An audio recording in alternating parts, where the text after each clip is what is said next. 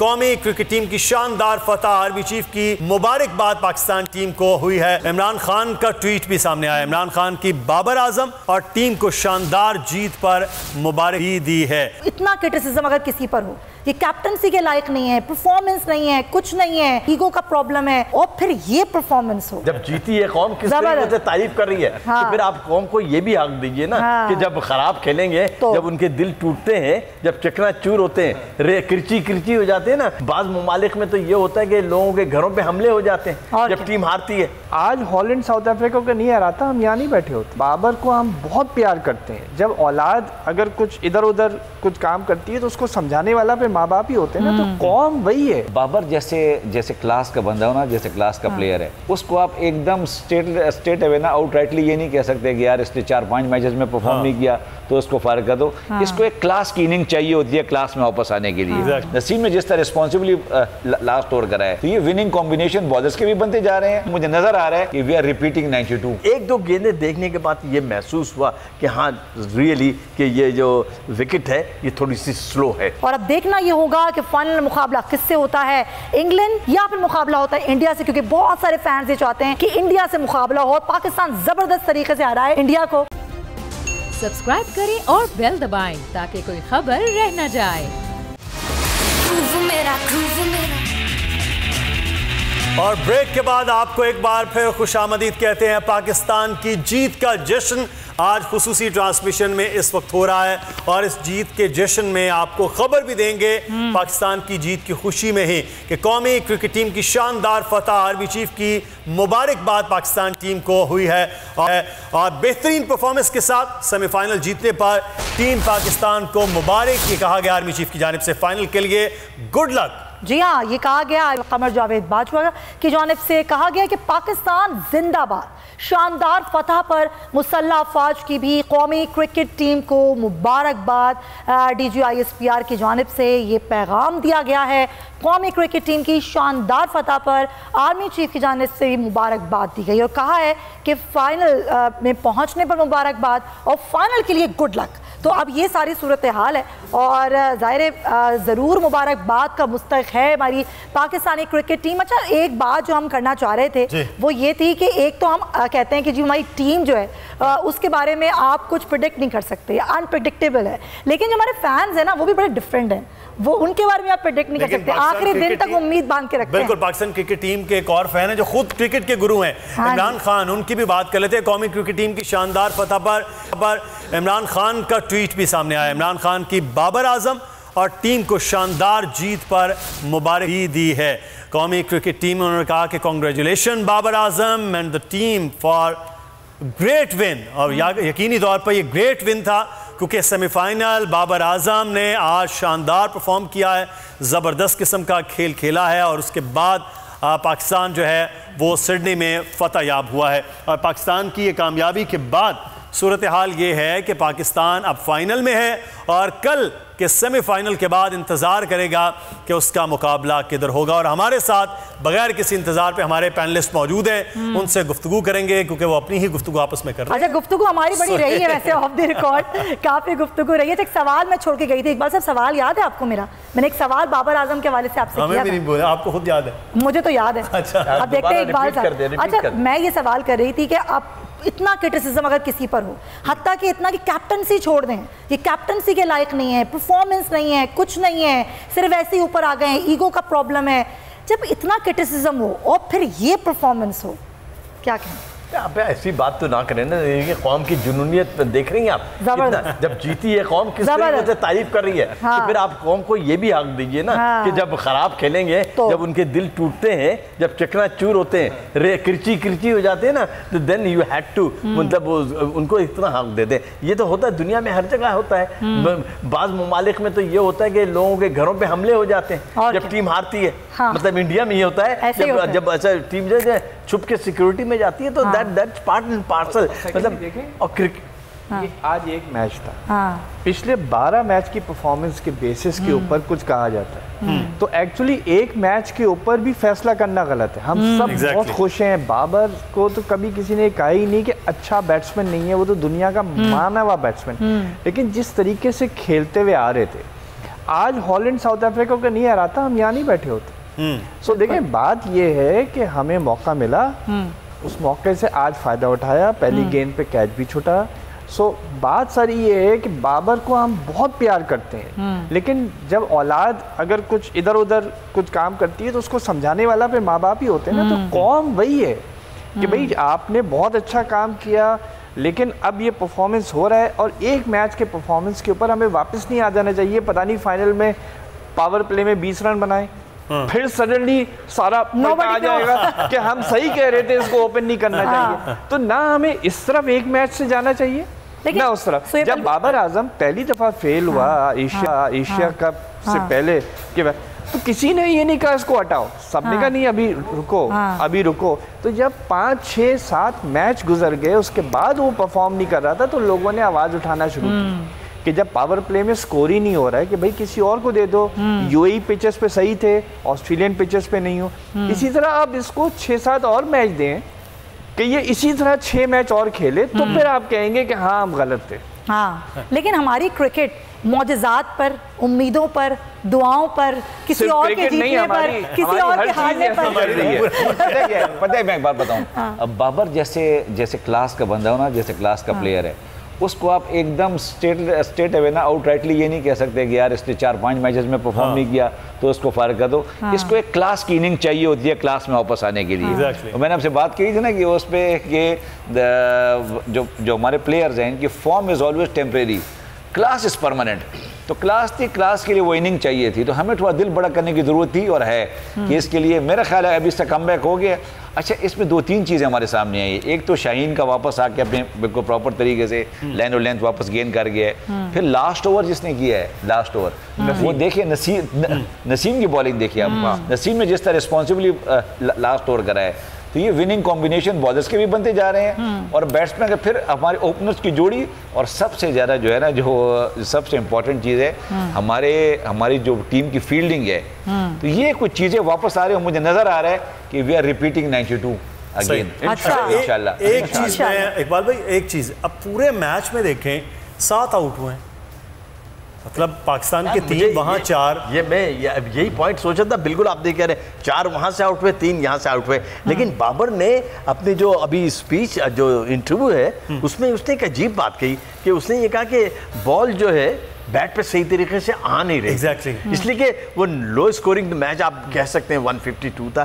तो ये मेरी समझ में नहीं आ रहा कि विकेट का बिहेवियर ऐसा कैसे चेंज हुआ। जितने भी एक्सपर्ट्स थे सब वो कह रहे थे कि ये पहला इसी विकेट पे मैच हुआ था जिसमें 200 किए थे। पहला मैच हुआ था ऑस्ट्रेलिया वर्सेस न्यूजीलैंड, तो स्कोर लो भी था और कुछ 1-2 गेंदें देखने के बाद ये महसूस हुआ कि हाँ रियली कि ये जो विकेट है ये थोड़ी सी स्लो है। बहरहाल अब ये तो हिस्ट्री बुक्स में लिखा जाएगा कि पाकिस्तान ने इस स्लो बुक्स पे न्यूजीलैंड को घेर दिया। लेकिन एक चीज़ आप देखें कि ये पहले 10 ओवर में स्लो रहा है कि पहले 10 ओवर में 59 रन बने, 60 बॉल पे 59, और अगले 60 बॉलों पे 93 समथिंग जो है वो रन बने, और उसके बाद फिर पाकिस्तान ने हमको रखा कि तेज़ खेले। तो मेरा ख्याल है मैच पे सिर्फ 10 ओवर ही स्लो रहा है, बाकी तो मैच तकरीबन है। लेकिन लो स्कोरिंग मैच उस हवाले से था कि बाउंड्री बहुत बड़ी नहीं थी मेलबर्न जैसा, और दूसरा ये है कि यहाँ 200 स्कोर हुआ है, तो यहाँ आज 200 छोड़ के आज 180 सोचा जा रहा था, वो भी नहीं था। तो अब ये परफॉर्मेंस में क्रेडिट पाकिस्तानी गेंदबाज को बहुत एग्जैक्टली आज गेंदें बहुत अच्छी, और पाकिस्तान तो देखें जब इनके सामने एक टारगेट आ गया 150, तो फिर वो मार धाड़ के लिए ज़्यादा नहीं गए, उन्होंने इंतज़ार किया, जब बैट बॉल आई तो मारा। इसलिए पाकिस्तान ने भी 19 ओवर लिए। लेकिन न्यूजीलैंड जो फंसा है वो पाकिस्तान की अच्छी गेंदबाजी के वक्त में फंसा है। बहुत अच्छी नपी तुली गेंदबाजी की इन्होंने, और उनको ज़्यादा मानने लेकिन जो तनकीद हम बाबर या रिजवान पे कर रहे होते हैं जनाब, ये स्लो खेल रहे हैं, स्लो, आज न्यूजीलैंड में भी विलियमसन पे कर रहे होंगे यार, कि क्या स्ट्राइक विलियमसन के ऊपर 1 साल से क्रिटिसिज्म हो रहा है। ये T20 का प्लेयर ही नहीं है, वनडे और उसका टेस्ट में दोनों में बहुत अच्छा वो प्लेयर है, जबरदस्त प्लेयर है, जैसे बाबर भी उधर बहुत शानदार। विलियमसन के ऊपर बहुत क्रिटिसिज्म हो रहा है, न्यूजीलैंड में हो रहा है, यहाँ तक हो रहा है कि भैया अभी T20 छोड़ दें, क्योंकि आप नंबर 3 पे आके रन बॉल खेल रहे हैं और फिर आप 10-12 ओवर खेल रहे हैं। आज न्यूजीलैंड ने जो 150 बनाए हैं उसकी प्रॉब्लम विलियमसन कुछ हद तक थी, लेकिन आज कुछ इस तरीके से जस्टिफाई हुआ कि 3 विकेटें गिर गई थी। He had to stay till the end, he had to make sure कि दूसरे बैट्समैन मारते जाएं। बट अदर देन दैट जो न्यूजीलैंड के लो स्कोर्स हुए हैं वो उसी की वजह से। हाँ, लेकिन अब हमें आगे के भाई अब एक बात ये भी कि आज शुरू से अगर आप ये देखें ना, आप रिकॉर्डिंग देखें, विलियमसन की जो बॉडी लैंग्वेज थी ना टॉस के बाद, मतलब वो जीते थे लेकिन उनकी वो बॉडी लैंग्वेज वो नहीं थी। बनिस्बत बाबर आजम की जो बॉडी लैंग्वेज थी वो बड़े कॉन्फिडेंट नजर आ रहे थे, जबकि लोगों का ये ख्याल था कि वो थोड़े से शेल्फ के अंदर होंगे, उस क्रिटिसिज्म के बाद मतलब वो इसको महसूस करेंगे। और लेकिन वो बिल्कुल ही मुझे लगता था वो सोच के आए थे कि आज डू एंड डाई है, और वो उन्होंने ग्राउंड के अंदर दिखा दिया। 11-17 वाला फैक्टर तो नहीं था। हाँ, मतलब वो सोचते कहा कि नहीं आज बस ठीक है, अभी 11-18 हो गया ना। He was looking very confident। 11-18 वाला मामला हो गया। अच्छा शकीब सलीम भाई, एक चीज़ है कि हमने आज कुछ फिगर्स भी साथ साथ नोट कर रहे थे कि आप तो उस वक्त शदीद जवान थे ना, 92 की बात कर रहे हैं। 92 की बात कर रहे हैं? आपकी बात कर रहा हूँ कि शदीद जवान थे आप। ये क्या बच्चे थे? हम तो उससे भी जवान। 92 और 22 के इस वर्ल्ड कप में फर्क क्या है? क्या फर्क ये है कि जब इनके बाल ब्लैक थे अब सफेद हो गए। ब्लैक एंड व्हाइट है। बात असल ये है कि मैं हालांकि कलर की दुनिया है, बहुत देर से इंतजार कर रहा हूँ कि जो क्रिकेट का एक्सपर्ट तरीन आदमी है उससे आप सवाल ही नहीं कर रहे हैं। आप है, मैं दुनिया का वो वाहिद माहिर हूँ जिसने आज तक क्रिकेट नहीं खेली और तबसरा कर रहा हूँ। Very good. ये इससे और क्या बेहतरीन हो सकता है? कभी बॉलिंग नहीं की हो। भाई तो बात दरअसल ये है कि मैं सिर्फ इतना कहूंगा कि लेकिन इन्होंने यहाँ स्टूडियो में बैठ के ना टीम का मोराल बहुत बढ़ाया है इन्होंने। मतलब इन्होंने कहा कि 2000 टाइम पाकिस्तान जीतेगा। देखें अभी एक बॉल भी नहीं हुई, एक बॉल भी नहीं हुई।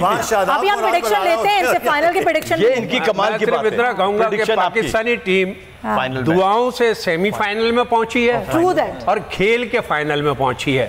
और मेरी दुआ ये भी है कि 92 की तारीख दोहराएं और कोशिश करें कि इंग्लैंड से नहीं इंडिया से मैच हो जाए, क्योंकि इंडिया से जो मैच होता है और हमारी औरतें ख़वातीन ख़ास तौर पर और हमारी पूरे पाकिस्तानी, और एक खातून को देखा उसके मियाँ का बाईपास हो रहा था, वो उसके लिए दुआ नहीं कर रही, टीम के लिए दुआ कर रही। सारी जिम्मेदारी जो है ना इन्होंने पूरे पाकिस्तान और फाइनल के जो बच्चे का मैट्रिक का रिजल्ट आने वाला है उसके लिए दुआ नहीं कर रही।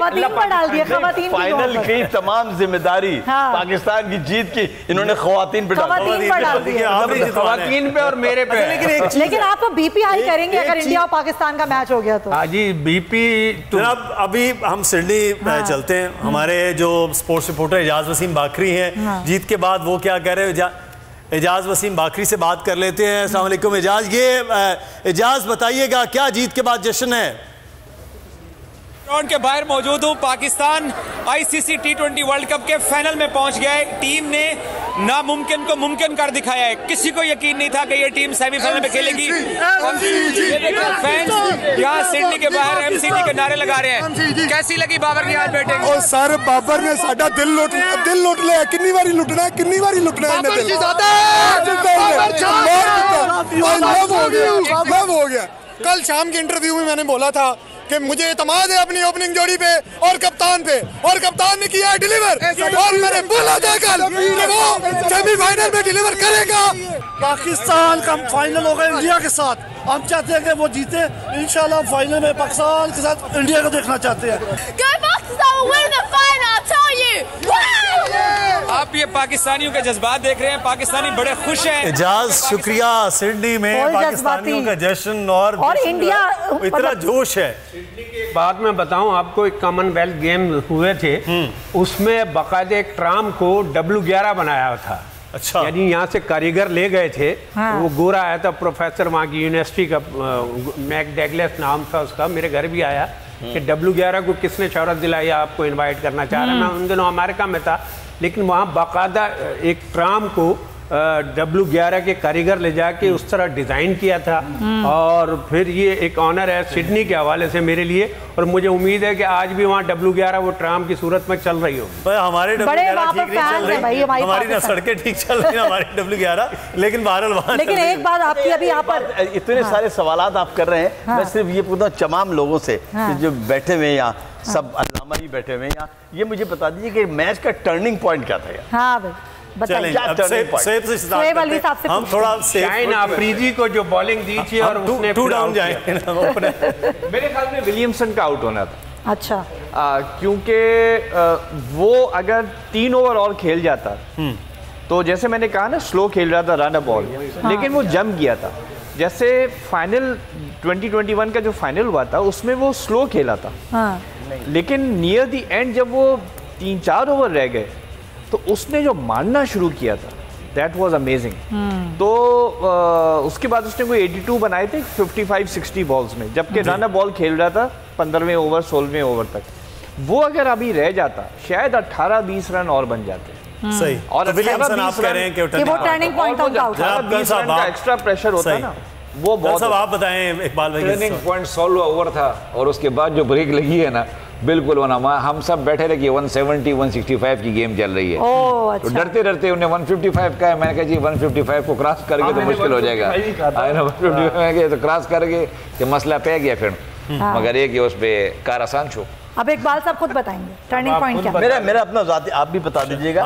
मेरा अपना ज़ाती ख्याल है कि जो पाकिस्तान ने अर्ली विकेट ले ली ना, 2 रन पे जो विकेट गिर गई, उसके बाद न्यूजीलैंड मैच में वापस मोराल डाउन हो गया, उसके बाद पूरा भी वो गिले और वो मोराल चलता रहा, उनकी फील्डिंग में भी वो हॉन्ट करता रहा। सारी बात एलन फिलिप्स नहीं चले, बड़ी बात है इसने काम। अब ये सलीम बताएंगे। मैंने वही कह दिया, शाहीन आफरीदी ने जब दोबारा उसको लाया और उसने वो एक विकेट ली, उसके बाद वो टर्निंग आई है। वही टर्निंग पॉइंट। एक चीज जो है वो हमें तेज तरीन गेंदबाज न्यूजीलैंड के फर्गूसन, उनको लाया गया। अब बाबर आजम, उनको तो वैसे ही पेस पसंद है और फिर चेज भी पसंद है, तो उसके सामने वो फर्गूसन को ला रहे हैं, तो वो वहाँ सबसे ज़्यादा पिटाई आज उनकी हुई है ओवरऑल पाकिस्तान और न्यूजीलैंड मिला के। तो तेज़ गेंदबाजों को जिस तरह आप खेलते थे, आप नहीं समझते कि वहाँ कुछ न्यूजीलैंड की कप्तानी और बॉलिंग वहाँ वो उस वक्त जम चुके थे। इन्होंने एक तो शुरू में जो पहला ओवर फर्गूसन का किया, वो उन्होंने जब एक दफ़ा खेल लिया, उसके बाद फर्गूसन, जब आपका टारगेट कम हो जाए ना, आपके पास 8 रन 9-8 के नीचे का रन रेट आपके हाथ में रह जाए, फास्ट बॉलर के लिए छुपना बड़ा मुश्किल हो जाता है, क्योंकि और आपकी विकेट भी ना गिरी हो।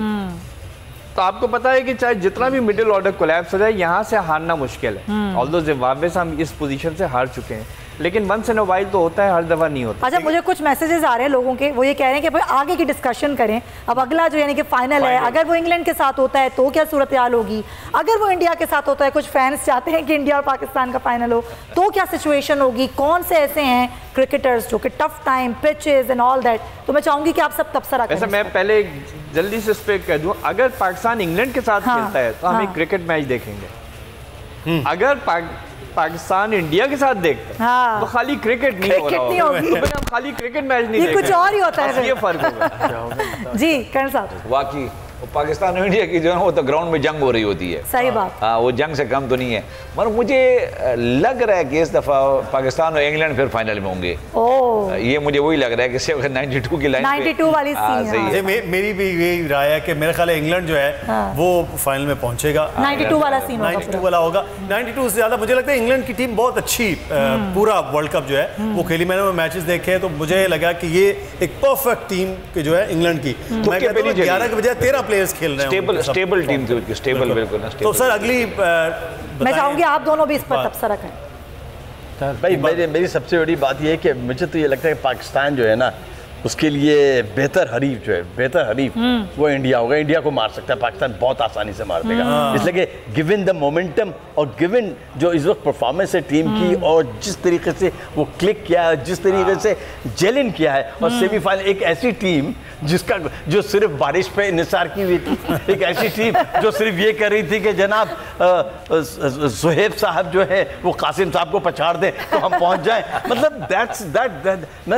और जो कि बिल्कुल नामुनासिब वाली सिचुएशन है, और मतलब इतनी लेकिन हो गया ये, और मुश्किल होता है। ज्यादा कैलकुलेशन थी, इतनी ज्यादा कैलकुलेशन थी, इतनी ज्यादा इफ एंड बट्स से, मतलब वन कुड नॉट, स्ट्रेटजी कुछ समझ में नहीं आ रही थी कि क्या बनेगा। हम दुआओं से पहुंचे सेमीफाइनल तक, हम दुआओं से पहुंचे। और इसका मतलब ये है इकबाल भाई कि अगर फिर दुआएं की जाए कि इंडिया जीत जाए, वो जो दुआओं की बात करते हैं पाकिस्तान की सारी खवातीन को कहा जाए कि कल दुआ करें इंडिया फाइनल में पहुंचे तो हम इंडिया के साथ। भाई देखें, एक बात सुने, नेचर तो है ना, आप उस बात से तो इनकार नहीं कर सकते। आप ये देख लीजिए कि नेचर अगर नहीं होता, आज पहले ओवर में जो कैच छूटा पाकिस्तान का, जी जो कैच छूटा, अगर वो कैच ले लिया जाता तो आप क्या समझते कि फिर ये इतना स्कोर बनता? सिचुएशन डिफरेंट और हम पार्ट एंड पार्सल। देखिए ये इस गेम होता है। और वो किसी ने एक, बिल्कुल मुझे याद है कि कोई, अभी मैं पढ़ रहा था कि जनाब ये कैच अगर पकड़ा जाता तो ये होता, तो वो तो बहुत सारी चीज़ें हो जाती हैं। That's part and parcel. But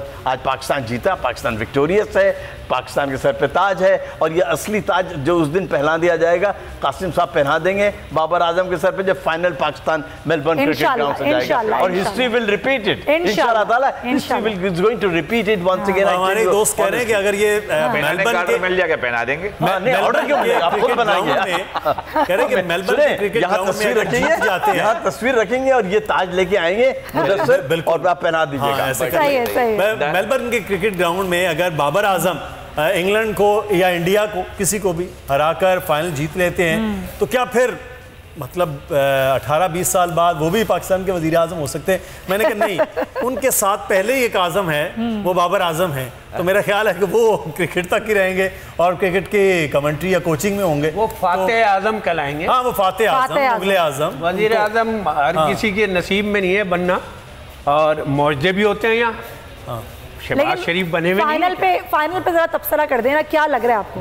मेरी नज़र में मुझे खिला लें तो ज्यादा चांसेस हैं हारने। कहाँ खिला लें आपको? इंडिया की तरफ से ये मैं कह रहा हूँ कि इनसे मैं कह रहा हूँ भाई, क्रिकेट का मैच हो रहा है, गिल्ली डंडा नहीं हो रहा है। आपको कैसे खिला पिट्ठू गरम का खिलाड़ी वो नहीं। हाँ, वही तो लेकिन मैं आपको बता रहा हूँ, देखिए पाकिस्तानी टीम को चाहिए कि सिर्फ दुआओं पे निसार ना करें, क्योंकि 22 करोड़ की आवाम की दुआएं तो होंगी, लेकिन अगर इंडिया खेलता है तो 1 अरब से ज्यादा लोगों की दुआएं होंगी।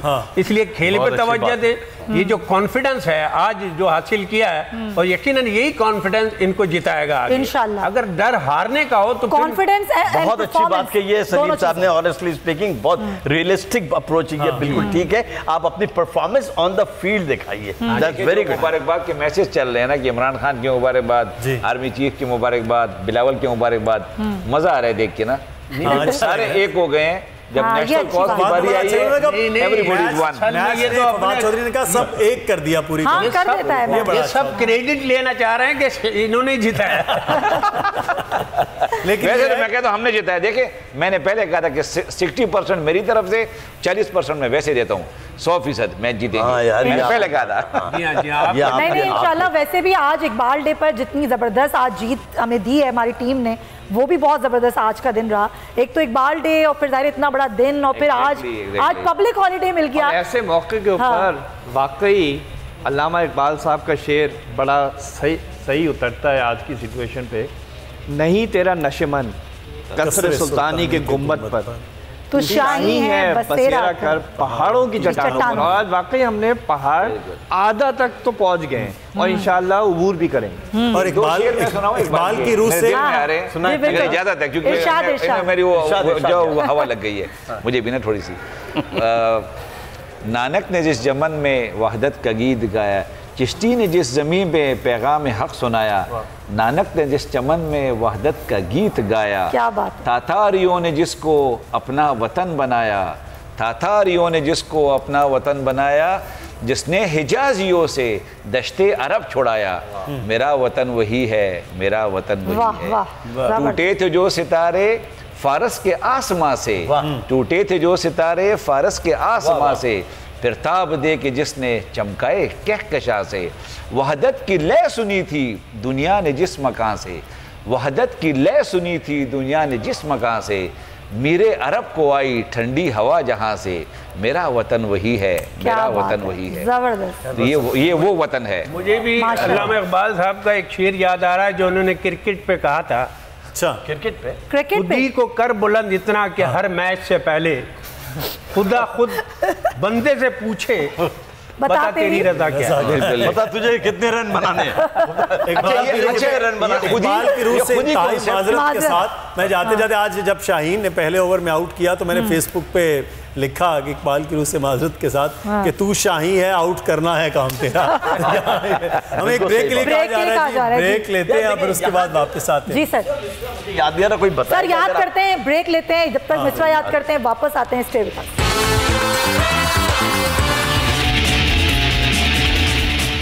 वेलकम बैक नाजरीन, ट्रांसमिशन में खुश आमदीद। हर तरफ जीत का जश्न है। वो टीम जिसके बारे में प्रेडिक्शंस की जा रही थी पिछले हफ्ते तक कि वतन वापस आ रही है, आज वही टीम हमारी पहुंच चुकी है फाइनल में। और अब देखना ये होगा कि फाइनल मुकाबला किससे होता है, इंग्लैंड या 92 का सारा वो दोहराया जाता है, या फिर मुकाबला होता है इंडिया से, क्योंकि बहुत सारे फैंस ये चाहते हैं कि इंडिया से मुकाबला हो। पाकिस्तान ज़बरदस्त तरीके से हराए इंडिया को, और जो वो चैलेंज भी कर रहे हैं बहुत सारे इंडियन फैंस और इंडियन सहाफ़ी कि आइए 50% पाकिस्तान ने पूरा कर दिया है, 50% इंडिया करेगा। हम आपको बताएं 100% पाकिस्तान करेगा और आपको इंशाल्लाह हराएगा। क्यों? तो अब देखते हैं कि वो जो फैंस हैं उनकी तवक्कुआत पर किस तरह पूरा उतरते हैं। लेकिन अभी एक बात बड़ी ज़बरदस्त की थी सलीमा अफरीदी ने कि हम अगर 22 करोड़ दुआएं मांग रहे हैं तो वहाँ पर भी 27 करोड़ मुसलमान भी मांग रहे होते हैं दुआएं, और बाकी तो मिला लें हिंदू बरादरी है जो वहाँ जो है क्रिकेट फैंस है वो भी दुआएं मांग रहे होते हैं। खेल है तो खेल को तो हम खेल की तरह ही लेते हैं और सब खेल की तरह ही ले रहे होते हैं। लेकिन आपको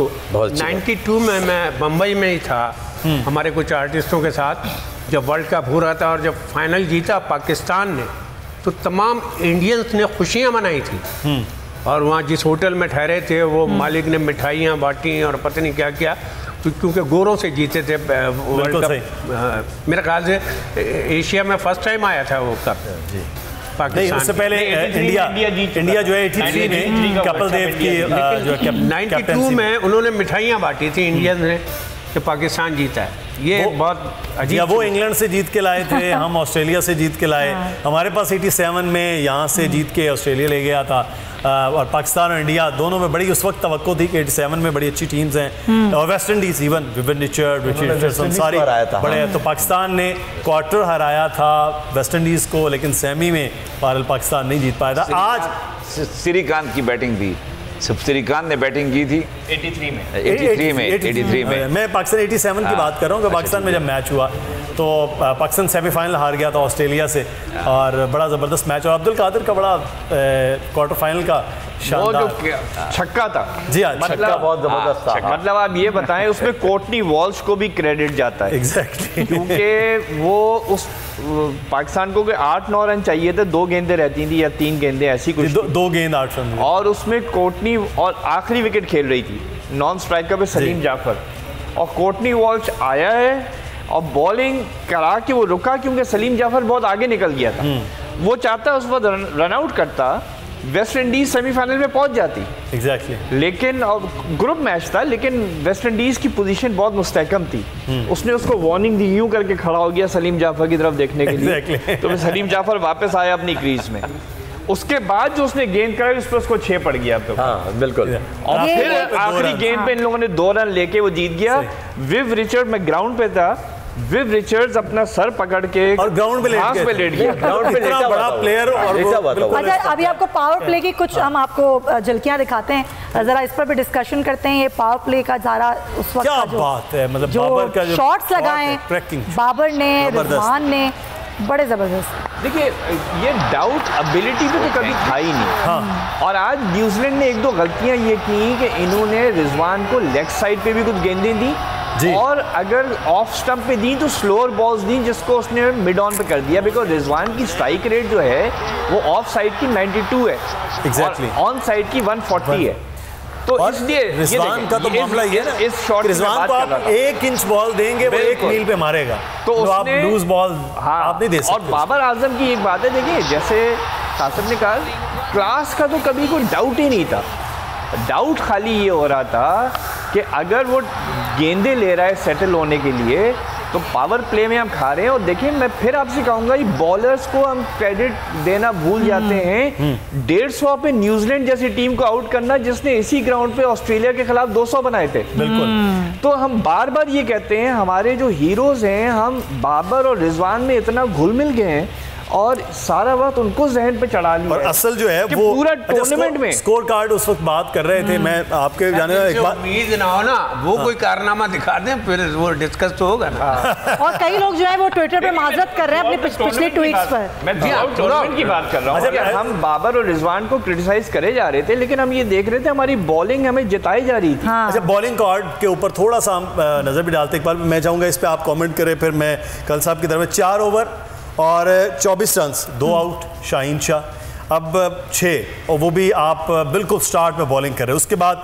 नसीम शाह 4 पे 30 हैं, हारिस रऊफ 4 पे 32 हैं, मोहम्मद वसीम 2 में 15 हैं और शादाब खान 4 में 33 हैं और नवाज़ का बड़ा उस वक्त उसने ज़बरदस्त विकेट उस वक्त भी लिया और 2 में 12 हैं। तो पाकिस्तान की ओवरऑल सारी जो बॉलिंग है वो 8 से लिमिट मतलब यहाँ रही है, इससे ज़्यादा रन्स उन्होंने तमाम के तमाम बॉलर्स ने। ये एक बड़ी ज़बरदस्त ये बड़ी वजह, इसकी वजह इसलिए बनी मुदस्सर कि न्यूजीलैंड के बैट्समैन जो थे ना, पहली विकेट गिर गई पहले ओवर में और 2 रन पे पूरा शेल्फ में चले गए, पूरा डिफेंसिव क्रिकेट खेली उन्होंने, कहीं से भी कोई जिसने अटैक करने की कोशिश की वो आउट हो गया।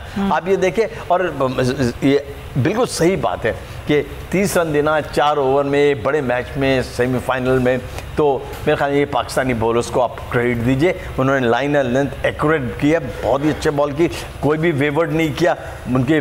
मेरा अपना ज़ाती ख्याल है कि शायद वाइड वगैरह भी नहीं किया, कोई नो बॉल भी नहीं किया, और बहुत ही बड़ी बात है लाइन, और इसीलिए वो बिल्कुल ज़्यादा स्कोर नहीं कर सके फ्रीली ना नो बॉल। हाँ, ये बड़ी बात है। और सबसे बड़ी बात जो हम लोग जो डिस्कस करें ना, सबसे बड़ी बात अभी तक डिस्कस नहीं किया और मुझे हैरत है कि इतनी इजी विक्ट्री पाकिस्तान को मिली यार। इतनी इजी विक्ट्री इतने बड़े मैच में पता ही नहीं चला कि आप जीत गए। कोई मलाई की तरह कोई मतलब मरहला ऐसा नहीं आया कि जनाब और यार ये हो जाएगा तो ये हो जाएगा, यार ये हो जाएगा तो बस दिल की धड़कनें तेज नहीं हुई, ऐसी कोई सनसनी नहीं हुई। ये पहला मैच है कि मैं शौक से देखने बैठे और हम जीते हैं, लेकिन देखिए उसकी वजह क्या है, इतना इजी विक्ट्री यार। कमेंट्स आप सबके। इकबाल भाई, इसकी वजह ये है कि आपने पावर प्ले सही खेला।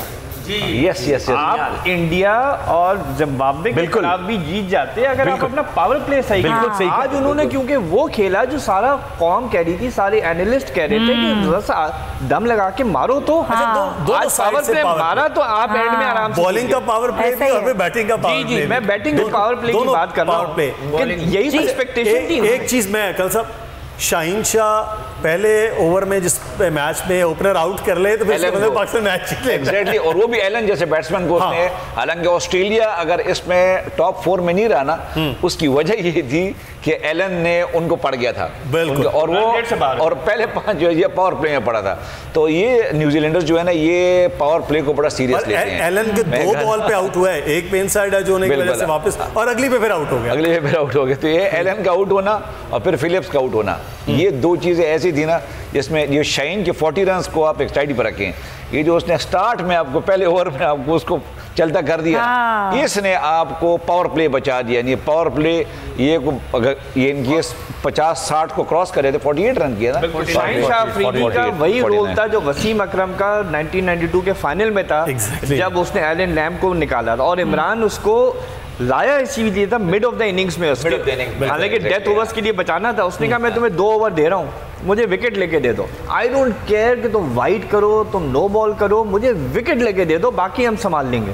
एलन लैम्ब और डिफ्रेटिस को आउट किया था, वो तो क्रिस ल्यूइस, वो तो बोनस था, असल उसको लेकर आए थे एलन लैम्ब और दूसरा जो बल्लेबाज था मैं उसका नाम भूल रहा हूँ, उसको आउट करने के लिए, और एलन लैम्ब को आउट करने के लिए। इकबाल भाई ने यही बात कही थी कि इसको बीच में स्पिनर को एक मौके पे लाना चाहिए था फौरन, जब वो सेट हो रहे थे ना, तो उस वक्त उनको वाकई अब करवा क्लास डॉक्यूमेंट है कि उस टाइम अगर आते स्पिनर ना, वो फैक्टर आता है जो वसीम अकरम लेके आया था। अच्छा, लेकिन एक चीज़ ये भी तो है ना सर कि विलियमसन जो है, फिलिप विलियमसन तो स्पेशली स्पिनर्स को बहुत अच्छा खेल लेते हैं, तो शायद ये मैं भी उस वक्त कह रहा यार स्पिनर क्यों नहीं आ रहा है, इस वक्त स्पिनर आ जाए। नहीं, विलियमसन की स्ट्राइक रेट अगेंस्ट स्पिनर्स इतनी अच्छी नहीं है। अच्छा, हाँ, स्पिनर्स को फिर तो फौरन लाया कर लेते हैं, जब भी तो आई थिंक इकबाल भाई भी ये कह रहे थे, लेकिन शाहीन शाह अफरीदी ने आके वो काम कर दिया। हाँ, तो वही टर्निंग पॉइंट था। आप सबका मानना ये है कि वो जो शाहीन शाह अफरीदी में शुरू में विकेट ली, वो एक टर्निंग पॉइंट था, मोरल वहीं से down turning point Shaheen Shah Afridi का ना, जो आपके पास जब गेंदें आ रही है 150 पे, और फिर एकदम आपके पास रिस्ट स्पिनर आता है, रिस्ट, तो रिस्ट स्पिनर आपको उनसे गलती करवा लेता है, सही, तो वो गलती का वेट कर रहे होते हैं, जो मुश्ताक ने वर्ल्ड कप में विकेट लिए। एक बात आखिरी में कह दूं, आखिरी बात, शायद पामिस्ट या नजूमी ये लिख रहा है कि अभी तक बाबर आजम ने बड़े मैचेस जीते, टेस्ट मैच जीते, ओडीआई जीते, शायद ये पहली मर्तबा वो कोई टूर्नामेंट जीत जाए बड़ा, और वर्ल्ड कप अगर जीतेगा तो इससे बड़ी बात हमारी दुआएं हैं, हमारी पूरी कौम की दुआएं हमारी पाकिस्तानी क्रिकेट टीम के साथ। बेहतरीन परफॉर्मेंस थी आज की, इंशाल्लाह इतवार को जो फाइनल होगा उसमें भी सबका thank you so much for all of you, और बहुत मजा आया, बड़ा जबरदस्त रहा, और फाइनल भी इंशाल्लाह ऐसे ही ट्रांसमिशन होगी और ऐसी पाकिस्तान की फतह होगी। तो तब तक के लिए इजाजत दें, अल्लाह हाफिज। अल्लाह हाफिज, थैंक यू सो मच। अगर आपको ये वीडियो पसंद आई है तो सब्सक्राइब करें और बेल आइकन पर क्लिक करें। बहुत अच्छी कवरेज की है, ये मार्च की तो जबरदस्त कवरेज थी, बॉल की प्रॉब्लम सबसे बेस्ट थी। सबसे ज्यादा रील्स और सबसे ज्यादा रेटिंग के साथ बोल रहा नंबर 1। सब्सक्राइब करें और बेल दबाएं ताकि कोई खबर रह न जाए।